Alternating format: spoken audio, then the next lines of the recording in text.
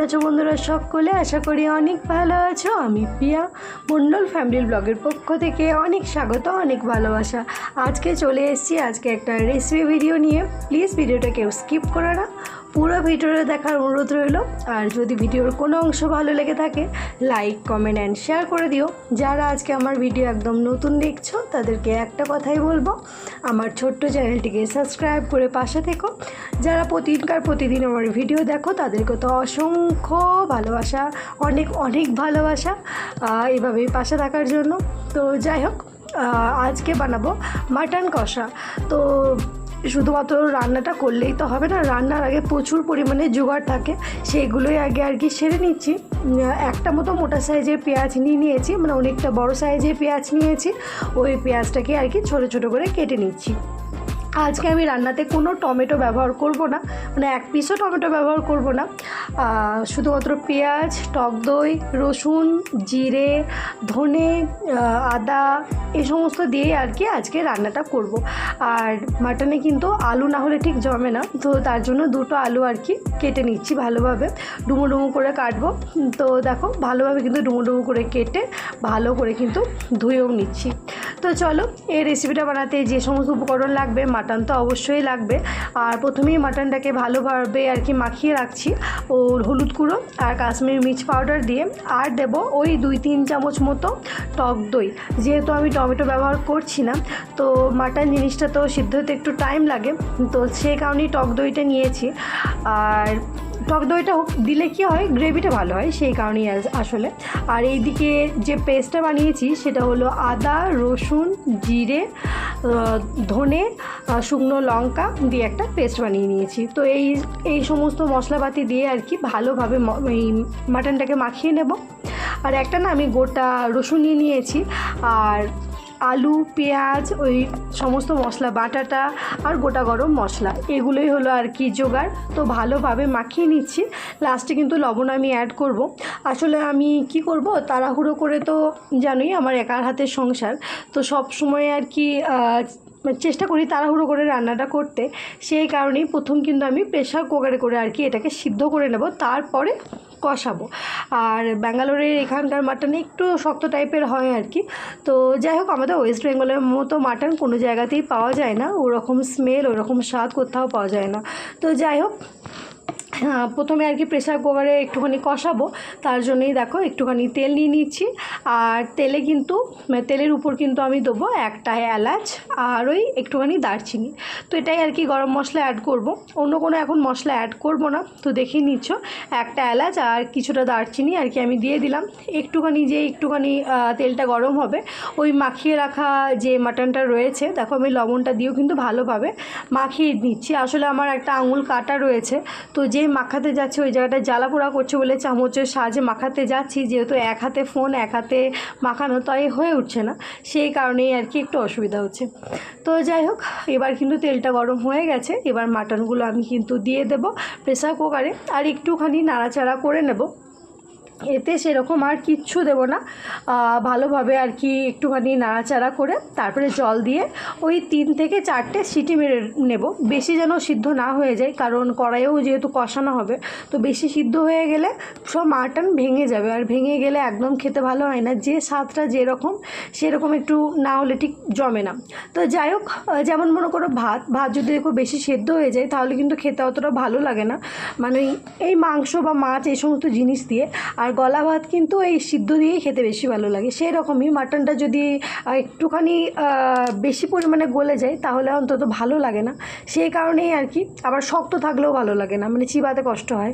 তো সেই কারণেই প্রেসার করে 3-4টে মতো সিটি নেব। আর গোটা রসুনটাও কিন্তু আমি ওখানে দিয়ে দিলাম, যাতে ভালোভাবে রসুনটাও সিদ্ধ হয়ে যায়।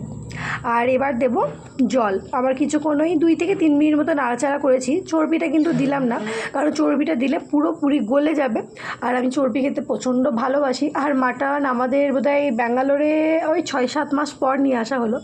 আসলে আমার থাইরয়েড রয়েছে, হাজব্যান্ডেরও খাওয়া মানা, তার জন্য মাটন একদম আমরা আনাই হয় না। আজকে কি জানি সকালে মনে হলো একটুখানি মাটন খেতে ইচ্ছা করছে, তো সেই কারণেই নিয়ে আসা। সচরাচর আমার ঘরে মাটন খুব কম হয়, কম মানে চেষ্টা করি কম খাবার আর কি, খেতে তো ভালোবাসি, তো ওই শরীরে নানান রকম রোগের বাসা বেঁধেছে, তো সেই কারণেই আর কি মাটনটা অনেকটা পরিমাণে কমই খাই আমরা। তো দেখো ওইদিকে কিন্তু প্রেসার করে সিটি পড়তে দিয়ে দিয়েছি, আর এই দিকে কিন্তু আলুগুলো আর কি ভালোভাবে ভেজে নিচ্ছি। ওই 2 পিস মতো আলু 4 টুকরো করেছি, তো এটাই আর কি ভালোভাবে লবণ হলুদ দিয়ে ভালো করে ভেজে নেব। তারপরে তো যেভাবে আর কি মশলা কষাই সেটা সবাই জানো, তো সেইভাবেই আর কি মশলা কষাবো। আর বারবার বলছি এতে কিন্তু আমি টমেটো অ্যাড করব না, টমেটো দিলে স্বাদটা একরকম হয়, টমেটো ছাড়াও কিন্তু স্বাদ প্রচণ্ড ভালো হয়। তো যাই হোক, আমার হাজব্যান্ড তো আবার টমেটো ছাড়া একদম খেতে চায় না, তাই এখন আর কি ওর নেই, সেই ফাঁকে আর কি রান্নাটা করছি। ও যদি দেখে ধনেপাতা বা টমেটো কিচ্ছু দিই নাই, ও তাহলে রেগে যাবে, কারণ এই সমস্ত রান্নাতে আর কি টমেটো ধনেপাতা না দিলে ওর ঠিক জমে না। তো যাই হোক, এইদিকে দেখো আলু কিন্তু ভেজে আমার তোলা হয়ে গেছে। এবার দিচ্ছি গোটা গরম মশলা, আর দেবো একটুখানি হিং, দেবো অল্প পরিমাণে চিনি। জানোই চিনিটা এই কারণেই দেওয়া হয় যাতে কালারটা বেশি ভালো হয়। 5 ফোড়ন তো দিয়ে দিলাম, তো লঙ্কা দিয়ে দিয়েছি, হিং তো আগেই বলেছি হিং দেবো। একটু যখন ভালো মন্দ রান্না করে হিংটা একটু দিই তাহলে মানে দেখতেও ভালো হয়, খেতে খুব ভালো হয়, সেই কারণে। তো এবার কেটে রাখা পেঁয়াজগুলো আর কি দিয়ে দিচ্ছি। যখন পেঁয়াজগুলো একটু লাল লাল মতো আর কি ভাজা ভাজা হয়ে যাবে, তখন হলুদ গুঁড়ো আর কাশ্মীরি মির্চ পাউডারটা ব্যবহার করব। আমি কিন্তু আদা রসুন যে পেস্টটা বানিয়েছি তাতেই কিন্তু এই 5-6টা মতো শুকনো লঙ্কা বেটে নিয়েছি, তাই গুঁড়ো লঙ্কা অ্যাড করব না, ওই কাশ্মীরি মির্চটা অ্যাড করব যাতে কালারটা হয় ভালো, সেই কারণে।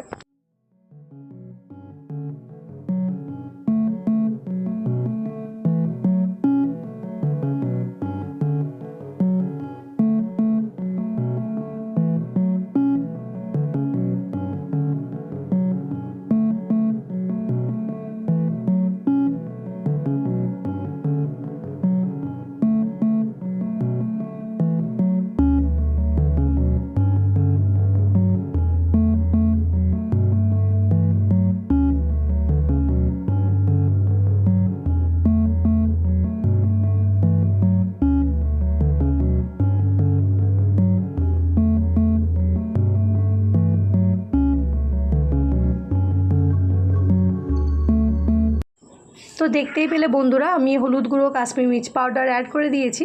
এবার বেটে রাখা মশলা সেটাও কিন্তু অ্যাড করে দিলাম। আমি কিন্তু এই রান্নায় কোনো গরম মশলা বা মাটন মশলা কিচ্ছু দেব না, অল্প পরিমাণে আর কি দেবো চিকেন মশলা, কারণ গরম মশলা আমি দেবো না, যেহেতু গরম মশলা আর কি ফোড়নে দিয়েছি, সেই কারণেই। তো মাটন মশলা আর কি আমার ঘরে নেই, তো অল্প পরিমাণে আর কি চিকেন মশলাটা দেবো আর কি, যেহেতু অন্য কিছু আর কি আমি আর অ্যাড করব না। তো এই মশলাটা দিয়েই কিন্তু ভালোভাবে এবার কষাতে শুরু করব। যখন দেখবো তেল ছাড়ছে আর রঙটা খুব ভালো হয়ে এসছে, তখন দেখো অল্প পরিমাণে চিকেন মশলা দিয়ে দিয়েছি। তো চিকেন মশলা দেওয়ার পর কিন্তু ভালোভাবে আবার কষিয়ে নিচ্ছি, যাতে মশলার গন্ধটা আর কি না থাকে। আর আমার এই মশলার গন্ধ না এলে মানে খাওয়ার আর কি স্বাদটাই আর কি হারিয়ে যায়। তো যাই হোক, ভালোভাবে মশলাটাকে কষিয়ে নিয়ে দিয়ে দিলাম ওই ভেজে রাখা আলুগুলো, আর দেব ওই চর্বিগুলো, যে চর্বিগুলো আমি প্রেসার কুকারে দিইনি, ওই চর্বিগুলোই কিন্তু এখন দিয়ে দেবো। কারণ প্রেসার কুকারে তো অর্ধেক সিদ্ধ হয়েই গেছে, মানে 2 ভাগ রান্না হয়েই গেছে মাটন সিদ্ধ ভালোভাবে, যেহেতু লবণও দিয়ে দিয়েছিলাম তো লবণও ঢুকে গেছে। এবার শুধুমাত্র মশলায় দিয়ে ভালোভাবে কষাবো, আর যে স্টুটা রয়েছে আর কি মাটনের, সেটা দিয়েই আর কি ভালোভাবে কষিয়ে কষিয়ে রান্না করব, যাতে মাটনের গন্ধটা না চলে যায়। এই জলটা যদি পুরো ফেলে দিই তাহলে মাটনের যে স্মেলটা সেটাই কিন্তু চলে যাবে। তো দেখো ভালোভাবে কিন্তু প্রথমে জলটা ঝরিয়ে ঝরিয়ে নিচ্ছি, যাতে ভালোভাবে কষাতে পারি, কষিয়ে তারপরে লাস্টে কিন্তু জলটা অ্যাড করে দেবো পুরোটাই।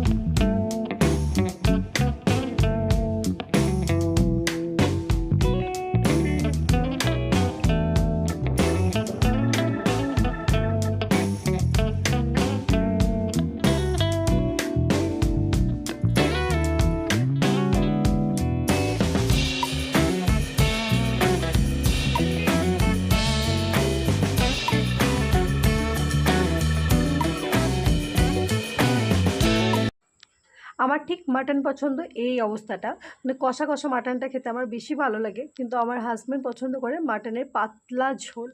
তো যাই হোক, সেই জন্য পুরো স্টোটা দিয়ে দিলাম। আর মাংস কিন্তু দেখলাম ভালোভাবেই কিন্তু সিদ্ধ হয়েই গেছে। তো আর একটু সিদ্ধ হলেই বাস, কারণ আলুটা যেহেতু লাস্টে অ্যাড করেছি, তো আলুটাকে চর্বিটাকে ভালোভাবে সেদ্ধ হতে দিতে হবে। তো ভালোভাবে কিন্তু জলটা দিয়ে দিলাম। এবার কি করব, যতটা পরিমাণে লবণ লাগবে সেই লবণটা অ্যাড করে দেবো। আর সেরকম কিচ্ছু দেবো না। এবার এটাকে ভালোভাবে কিন্তু মানে আলুগুলোকে আর কি সিদ্ধ হতে দেবো। আর ওই 10-15 মিনিট মতো ফোটালেই আর কি হয়ে যাবে মাটন কষা। অবশ্যই তোমরা জানাবে কমেন্ট করে যে কেমন লাগলো তোমাদের এই রেসিপিটা, আর কে কে মাটন খেতে ভালোবাসো।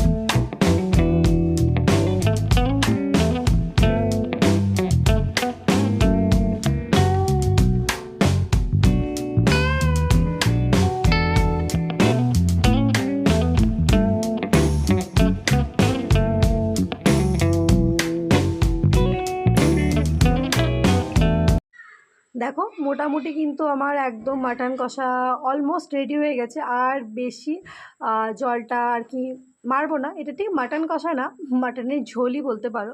কারণ আমি পুরো শুকনো শুকনো করবো ভেবেছিলাম, আমার হাজব্যান্ড বললো না আমি ঝোলটা খাবো, ঝোলটা প্রচণ্ড টেস্ট হয়েছে। তো যাই হোক, আর ভিডিওটা বড় করলাম না। কেমন লাগলো রেসিপিটা অবশ্যই জানিও। বাই।